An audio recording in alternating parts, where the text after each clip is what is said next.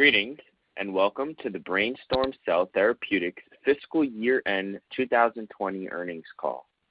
At this time, all participants are in a listen-only mode. A question-and-answer session will follow the formal presentation. If anyone should require operator assistance during the conference, please press star 0 on your telephone keypad. As a reminder, this conference is being recorded. I would now like to introduce your host, Mr. Michael Wood of LifeSci Advisors. Mr. Wood, you may begin. Thank you, and good morning, everyone. Thank you for joining the Brainstorm Cell Therapeutics call. Before we begin the opening remarks, we'd like to remind listeners that this conference call contains numerous statements, descriptions, forecasts, and projections regarding Brainstorm Cell Therapeutics and its potential future business operations and performance.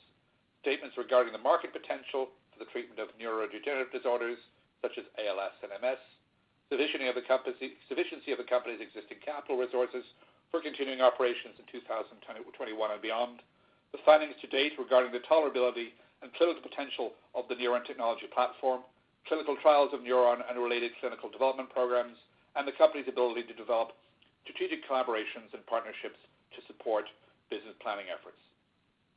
Forward-looking statements are subject to numerous risks and uncertainties, many of which are beyond Brainstorm's control, including the risks and uncertainties described from time to time in the company's SEC filings.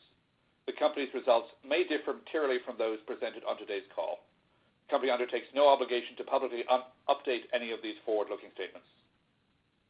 Joining me on the call this morning is Chaim Leibowitz, President and CEO of Brainstorm, Dr. Ralph Kern, President and Chief Medical Officer, Dr. Pritam Shah, Executive VP and CFO. In addition, Dr. Stacy Lindberg, Executive VP and Head of Global Clinical Research, is also on the call and will be available to answer your questions during the Q&A session. So now I'd like to turn the call over to Mr. Leibowitz. Chaim, please go ahead. Thank you, Michael. Welcome to Brainstorm's fourth quarter and year-end 2020 earnings call. Thank you, everyone, for joining us. On the call today, I want to discuss our plans for the year ahead. The past year was a challenging year for all of us as we navigated through the COVID-19 global pandemic. Our commitment as a company is to make Neuron available to patients with ALS, as well as to patients with other neurodegenerative disease, through our progressive MS and Alzheimer's diseases trial. I'm incredibly proud of our employees, the business partners, and clinical investigators for their commitment and collaboration, working together to advance our clinical programs.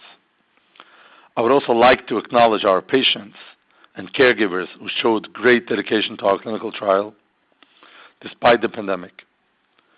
2020 was truly a year of great learnings and community building. Our number one priority right now is to seek a path forward for potential regulatory approval of Neuron and ALS. We have met with the FDA and have put forward a compelling set of data. The FDA is now reviewing the data we shared, and we are waiting for their feedback.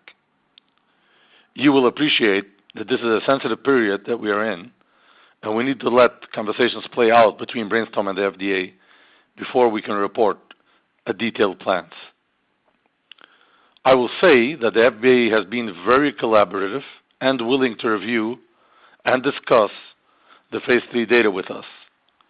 We will try to respond to the questions from investors while respecting the FDA and the process. Therefore, at this time, we cannot speculate on the timing of that feedback or the likely outcome of the ongoing FDA discussions. Since the phase 3 readout, our whole team has been laser-focused on gaining a sound understanding of the data. The process of meeting with the FDA and other important partners has generated even greater understanding, confidence, and support from the ALS community. We have proactively provided the FDA with data and analysis that were discussed in our review of the study. Since our last investors call, we have continued to learn from the BCT-002 phase 3 trial, and with each step, our confidence in the study results has continued to increase. Please know we're operating with great urgency. We have tremendous support from leading ALS physicians and statisticians as we have sought to gain objective objectivity around the evidence generated. We continue to have high conviction in the efficacy of NurOwn, and our single greatest motivation as a company is to make NurOwn available to patients with ALS. In addition to our clinical data review, we're also in active dialogue with the FDA around the chemistry, manufacturing, and controls portion of NurOwn's regulatory review. We recently conducted a Type C meeting with the agency to discuss future CMC plans for NurOwn in support of a commercial ramp-up and sought guidance on the requirements necessary to move forward with our plans for converting to a semi-automated manufacturing process. We will provide a further update on the topic in the near future. We have initiated an expanded access program to provide NurOwn treatments for ALS patients who completed the Phase 3 trial and meet specific eligibility requirements. This EAP was developed in partnership with the FDA and will take place at the 6 clinical centers of excellence that participated in the trial. Initiating the expanded access program immediately after the Phase 3 trial completion speaks to the promise of NurOwn's Phase 3 clinical data, the urgent unmet medical need for ALS patients, and our unwavering commitment to patients. The ALS physician advocacy and patient community feedback on the EAP has been extremely positive. At this point, I would like to invite Dr. Ralph Kern, our Chief Medical Officer, and Dr. Stacy Lindberg, our Head of Global Clinical Research, and to comment on the ALS program. Ralph? Thank you, Chaim, and good morning, everyone. I want to express my deep appreciation to ALS patients and their families, to all the investigators and their teams who conducted the highest quality clinical trial through the COVID pandemic, bringing us to this important moment. I have to say that our ALS Phase 3 data demonstrates a clinically meaningful slowing of ALS disease progression, and our biomarker analyses suggest that targeting multiple ALS pathways is essentially required to achieve this important clinical outcome. As an ALS neurologist, I truly believe we're at a point where NurOwn can benefit ALS patients, and we'll continue to learn from our trial to advance the science of ALS. I'd like to hand it off to my colleague, Dr. Stacy Lindberg now.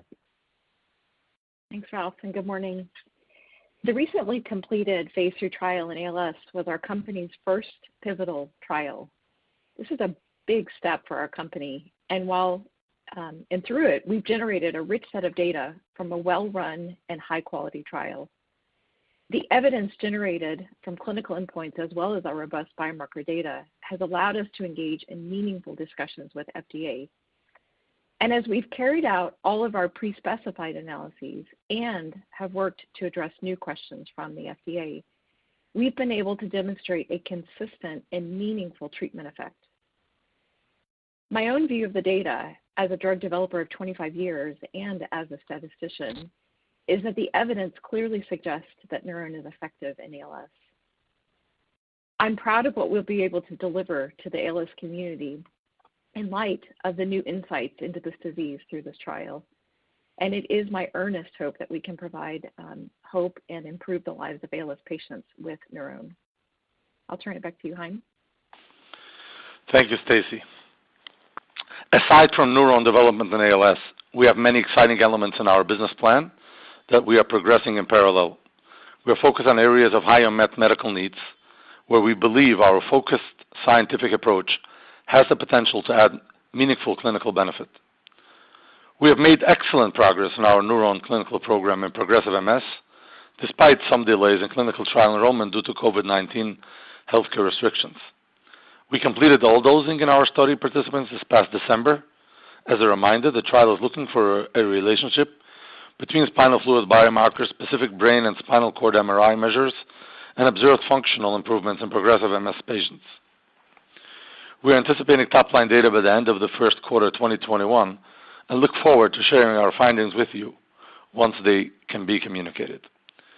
We're in the process of initiating a new clinical program focused on the development of NurOwn as a potential treatment for Alzheimer's disease. While many Alzheimer's therapies have focused on a single target, such as the well-known targets of tau or beta amyloid, NurOwn has the capability to simultaneously target multiple relevant biological pathways to bring a comprehensive approach to this complex and multifactorial disease. Our plan for Alzheimer's will begin with a multinational phase 2 clinical trial in Europe to evaluate the safety and preliminary efficacy of NurOwn treatment in patients with prodromal to mild disease who also have specific baseline biomarker characteristics. This will be a 52-week open-label proof of concept clinical trial to evaluate NurOwn in 40 participants, and we will focus on key biomarkers and clinical outcomes.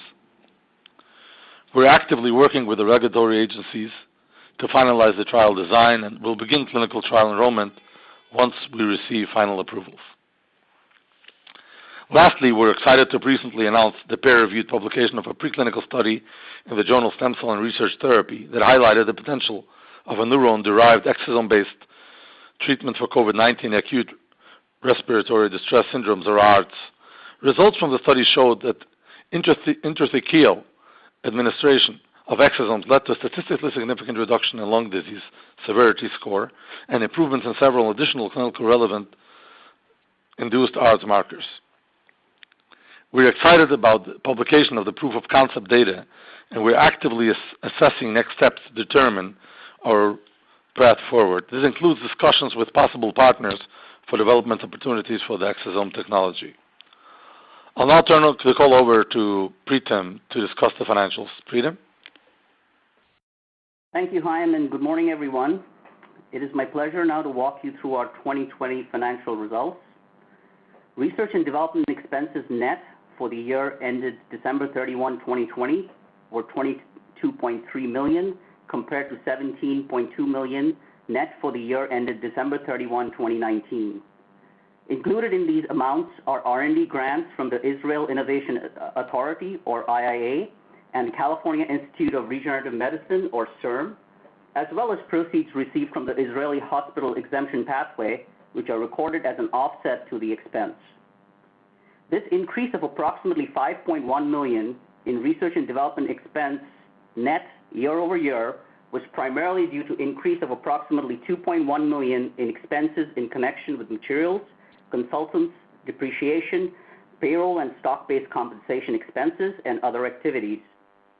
A decrease of $1.5 million in proceeds received in connection with treatment of patients under the hospital exemption regulatory pathway, a decrease of approximately $2.6 million in participation of IIA and CIRM in 2020 under various awarded grants, and an increase of approximately $269,000 for costs related to travel, patents, and other costs. The increase in expenses was partially offset by a decrease of approximately $1.3 million in connection with the Phase 3 ALS clinical trial. Excluding participation from IIA and CIRM under the grants and proceeds received under the hospital exemption regulatory pathway, research and development expenses decreased by $133,000 from approximately $24.7 million in 2019 to approximately $24.6 million in 2020. General and administrative expenses for the years ended December 31, 2020 and 2019 were approximately $9.4 million and $5.8 million respectively. This year-over-year increase of approximately $3.6 million in general and administrative expenses was primarily due to an increase of approximately $2.6 million in payroll and stock-based compensation expenses, an increase of approximately $1 million in rent, stock costs, consultants, cost of our investor relations and public relations activities, and various other expenses. This increase was partially offset by a decrease of approximately $84,000 in travel costs. Net loss for the year ended December 31, 2020 was $31.8 million, or $1.07 per share, as compared to a net loss of $23.3 million, or $1.06 per share for the year ended December 31, 2019. Cash equivalents, including short-term bank deposits, were approximately $42 million at December 31, 2020, compared to approximately $0.6 million at December 31, 2019. On September 25, 2020, we entered into an amended and restated ATM distribution agreement with SVB Leerink and Raymond James for up to $45 million. During the quarter ended December 31, 2020, we sold an aggregate of 3,564,385 shares of common stock pursuant to the September 25, 2020 ATM at an average price of $6.10 per share, raising gross proceeds of approximately $21.8 million. During the month of January 2021, we sold an aggregate of 679,443 additional shares of common stock pursuant to the September 25, 2020 ATM at an average price of $6.54 per share, raising gross proceeds of approximately $4.45 million. With these capital raises, our cash and liquidity as of January 31, 2021 is approximately $45 million. In addition, we still have approximately $19 million in available ATM capacity. For further details on our financials, please refer to our Form 10-K filed with the SEC today. Back to you, Chaim.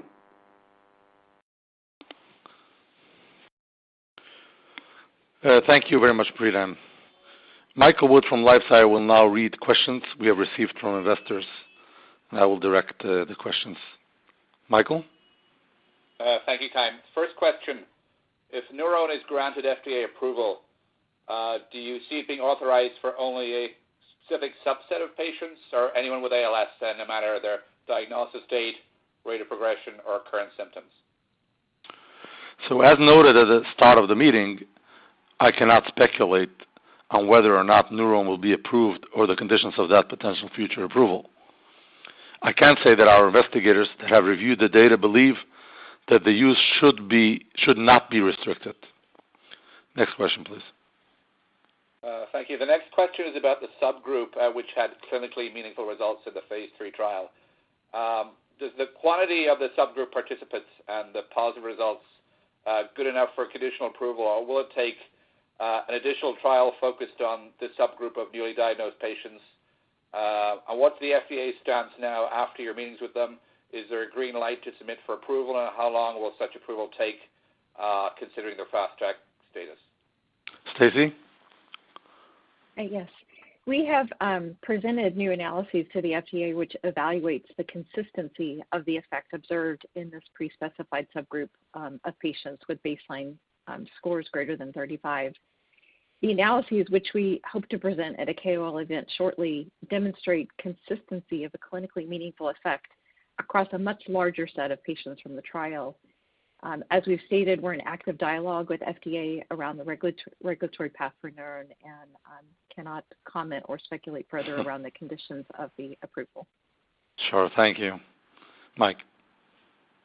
The entry requirement for the phase 3, as stated on clinicaltrials.gov, was an ALS FRS score of 25 and above. And yet when the data were presented for the first time, there was a high percentage of patients that were under 25 at baseline.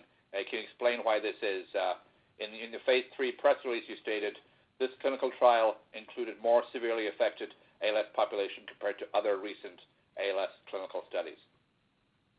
Thank you. Ralph? Sure, thank you. So as we mentioned earlier, the entry criteria in the study, as listed on clinicaltrials.gov, as you referenced, was above 25 at screening and not at baseline. And I should point out that the screening was 20 weeks before baseline. So patients were randomized, met the inclusion criteria as designed. So it's correct to say that BCT002, or our phase 3 trial, included a broader set of patients as measured by the baseline ALS-FRSR score compared to, for example, studies in the PROACT database where 97% of patients are over 25 at baseline. Thank you. Mike? Next question. Do you have an explanation for the high placebo rate that was seen in phase 3? And do you think the run-in period of the trial was an issue with patients reporting what they thought they needed to get into the trial? Stacy, please. Yeah, we have reviewed patient-level data closely, and we do not believe that the run-in period created an issue related to patients seeking to get into the trial. In terms of the placebo effect, it really could come from a combination of factors, including the randomization of patients with more advanced disease. And ultimately, we're not at liberty to provide any more details around this at this time.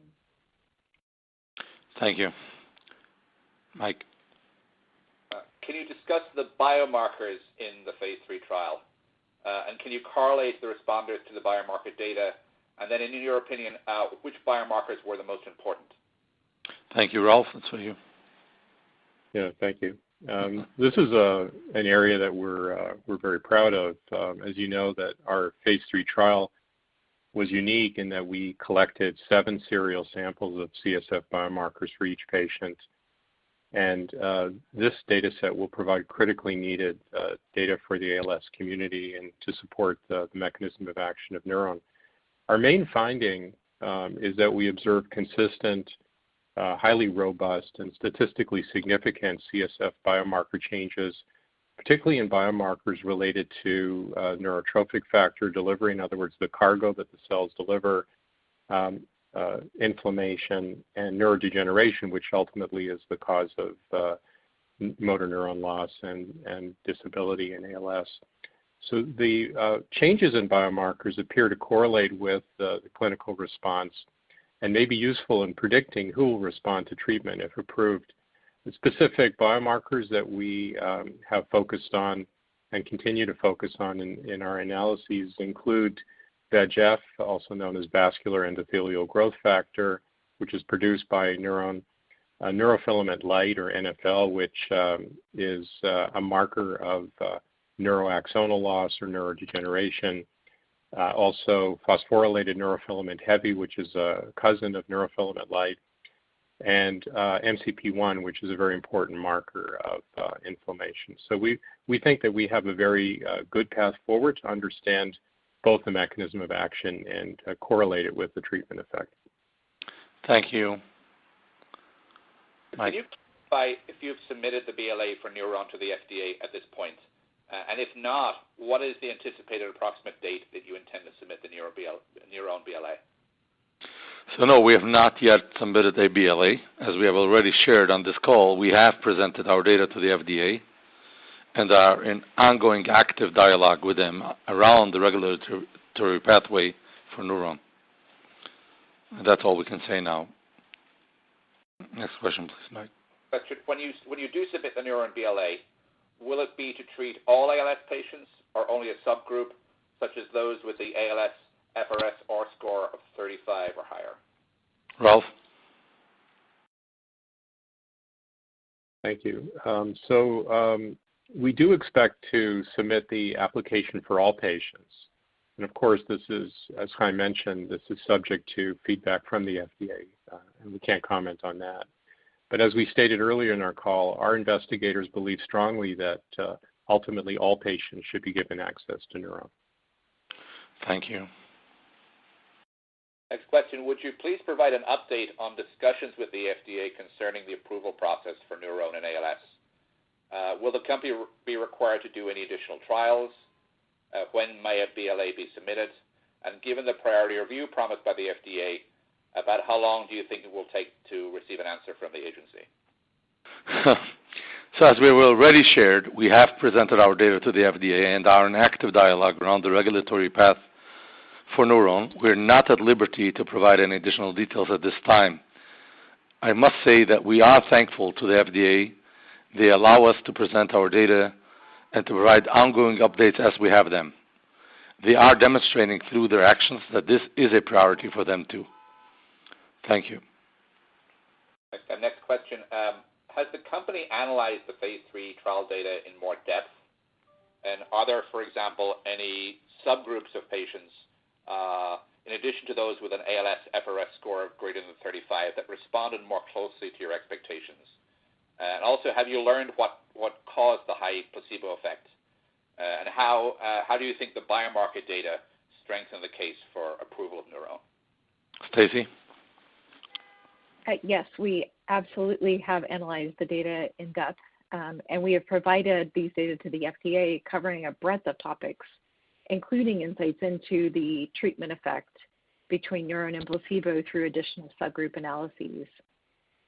In addition to ALS clinical experts, we've also engaged external expert statisticians as we seek to draw highly credible conclusions about the treatment effect of NurOwn from this trial. We're regularly sharing updates from the data with FDA to ensure that they have as transparent of an understanding of the data as possible, and as we work with them to define the regulatory path for NurOwn. The biomarker data provides confirmation of NurOwn's mechanism of action, which really is behind the treatment effect that we've consistently observed. And as important as the NurOwn biomarker response and the relationship with efficacy data is, the lack of biomarker response with placebo is equally important and provides really important context as a rigorous control for this phase 3 trial. Thank you. Next question is regarding the expanded access program. Can you please provide an update on this program? When do you plan to start dosing? Who selects the patients and how are they notified? Are being produced at Dana-Farber, and how many patients will you treat or do you plan to treat in this program? Ralph? Yes, the protocol for the EAP was developed in very close partnership with the FDA to provide access to NurOwn for phase 3 clinical trial participants who obviously meet specific eligibility criteria. Initially, patients less severely affected by ALS, as measured by the ALS-FRS-R score, will be the first to receive treatment. This approach is informed by the top-line data from the phase 3 clinical trial. NurOwn for this EAP program will be produced at the Dana-Farber Cancer Institute, as this was a manufacturing site for our phase 3. And we've had a very good experience there. The total number of patients for the EAP will be determined by the clinical site's assessment of those patients who meet the inclusion and exclusion criteria and have retained higher ALS function as determined by the ALS-FRS-R score. The clinical trial sites are responsible for screening and enrollment. As we mentioned, the EAP protocol specifies 3 doses of NurOwn, the same dosing as the phase 3 clinical trial. Finally, I might add that the EAP program was initiated the first week of January, and we expect the first patients in this program to be dosed next week. Wonderful. Thank you. Mike? Ralph, next question, now switching gears, relates to the program in progressive multiple sclerosis.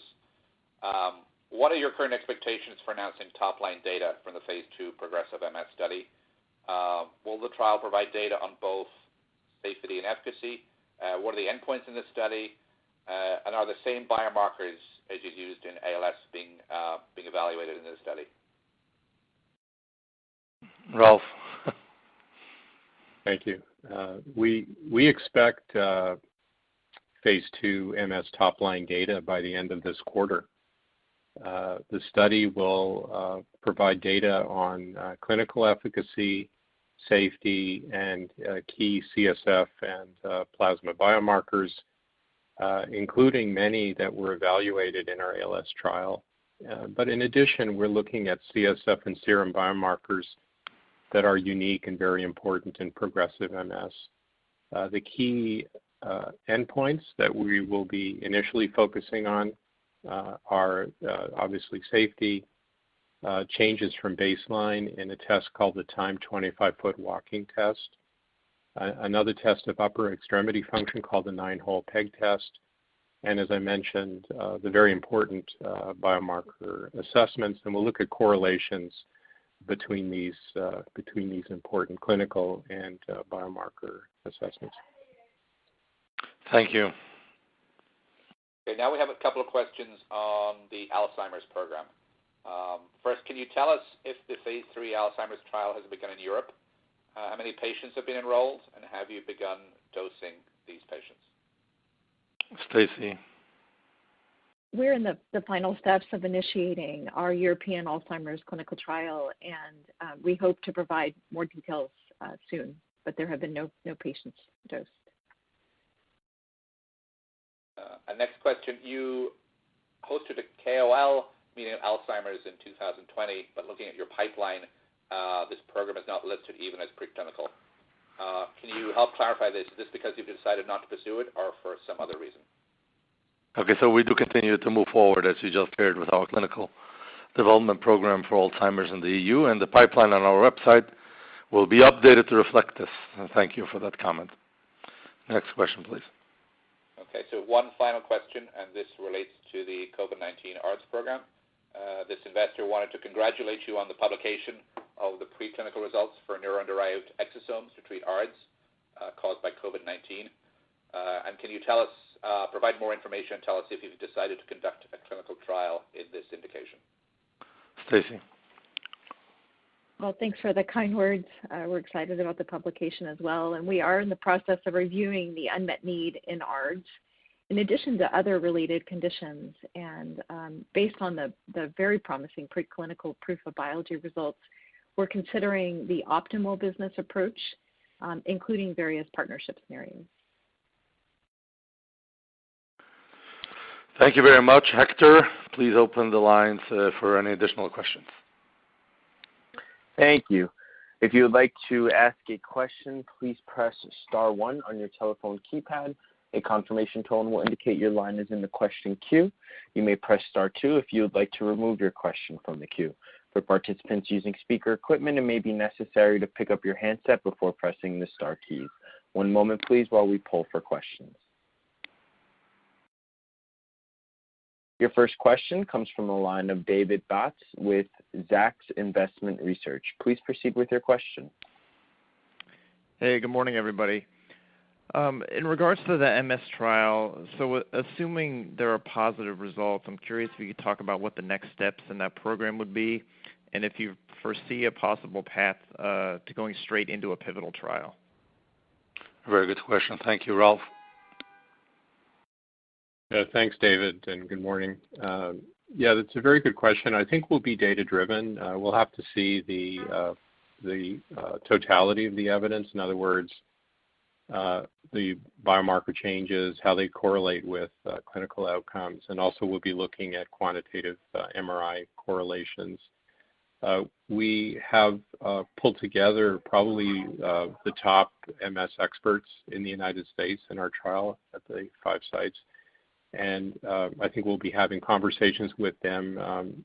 Recently, there's been a lot of interest in cell therapy for MS and using different types of cells and different approaches, realizing that the conventional treatments still leave a huge biological clinical unmet need. So I think the interest is there. I think it'll be dependent on the strength of the data, and we'll be happy to discuss that with you at a later date once we have the top-line data. So look forward to seeing those results. Okay, great. Appreciate the information there for taking the question. Thank you. Hector, any additional questions? As a reminder, if you'd like to ask a question, please press star 1 on your telephone keypad now. As a reminder, if you'd like to ask a question, please press star 1 on your telephone keypad now.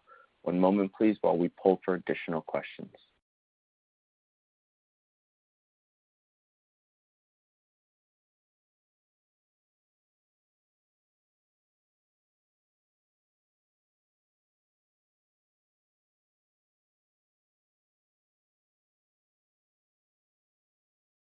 Ladies and gentlemen, we have reached the end of the question and answer session, and I'd like to turn the call back to Mr. Chaim Lebovits, Chief Executive Officer, for closing remarks. Yes, so just thank you very much. Not having questions, it looks like we had a very good call and we explained everything very well. Usually we have many additional questions. So I want to thank my team, well prepared for the call, and thank you all for your support, for ongoing support. Thank you very much. Have a wonderful day. This concludes today's conference. Thank you for your participation.